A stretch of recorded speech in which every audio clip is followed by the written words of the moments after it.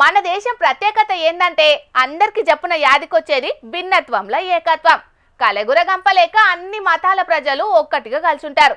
కులాలు మతాలు చూడకుండా మనుషులమంతా ఒక్కటే అని చూపెడుతుంటారు. కలిసిమెలిసి ఎట్లా ఉండవచ్చునో గీ షేక్ అలీ అన్న చూపెడుతున్నాడు. చూసి మతాలు కులాలు అనుకుంటా కొట్లాటలు పెట్టేటోళ్లను ఏమంటారో మీరే అనుండ్రి.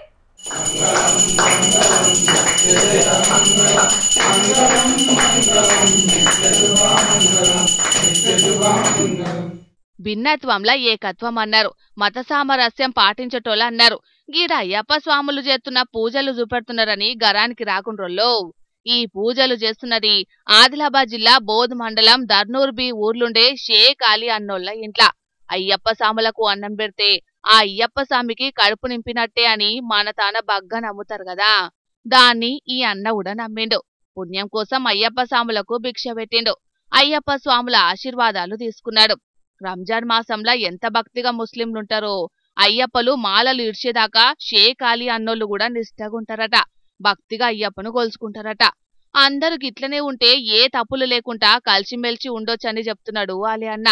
ఆయన సాధారణ ప్రజలందరూ కులాలు మతాలకు అతీతంగా మంచిగానే ఉంటారు. కానీ కొంతమంది లీడర్లే వాళ్ళ స్వార్థం కోసం ప్రజల నడుమ కులాలు మతాల పేరు మీద చిచ్చు పెట్టి విభజించే పాలించు అన్న బ్రిటిషోళ్ల సూత్రాన్ని పాటిస్తారు వాళ్ళ రాజకీయాల కోసం. మరిగా మతం కులం అనుకుంటా జనాల నడుమ చిచ్చు పెట్టే లీడర్లు ఇసొంటోళ్లను చూసన్నా జర మారుండ్రి. ఏమంటున్నాం? స్వామి సన్నిధానమే